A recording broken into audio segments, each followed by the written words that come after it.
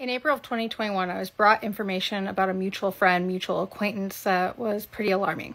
This guy was from Tupelo, Mississippi. He was a manager of a Best Buy in Tupelo, Mississippi. He moved to Alaska and started working at the bank. He had inherited land from a Civil War land grant that one of his ancestors had received. He quickly told everyone about how he sold a patent for a 2FA added to a VPN for $300,000. Using the proceeds from the patent sale and a small loan from SunTrust, he finances the construction of 4 fourplexes. He walked everyone at the bank through the process, from bids to construction to interior work to finally tenancy. He hired his former assistant manager from Best Buy named Leela to manage the apartments for $60,000 a year. Even after expenses, he's claiming to pull in $20K profit a month. He's doing so well that he invests in his friend's Mexican restaurant. He's not an owner, he's just a silent investor. He gets K1s and dividends. He then opens a trust, which is also pulling $10 to $20K a month, using the profits that he's getting from the apartment buildings. His finances are quickly getting complex, so he hires a CPA named Chad in Tupelo to manage his accounting and bookkeeping.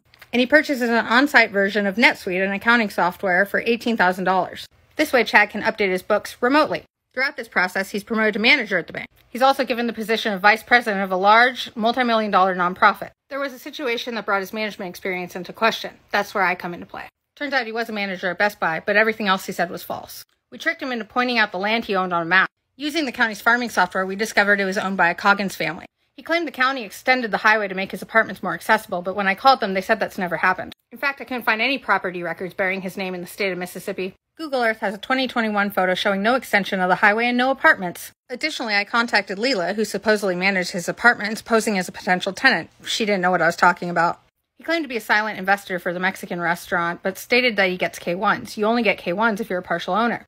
There are no business licenses under his name in Mississippi for his Mexican restaurant or for his rentals. Nor are there any business licenses owned by other business entities or trust owned by him. For a trust to pull $10 to $20K a month, it would have to have $2 to $4 million in it. He claimed he was putting the profits from the apartments into this trust.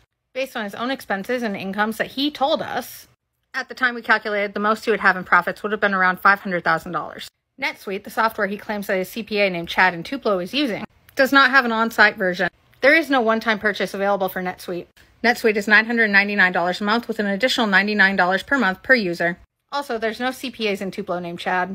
And despite all of this, he has retained his employment and his access to thousands of customers' sensitive financial information.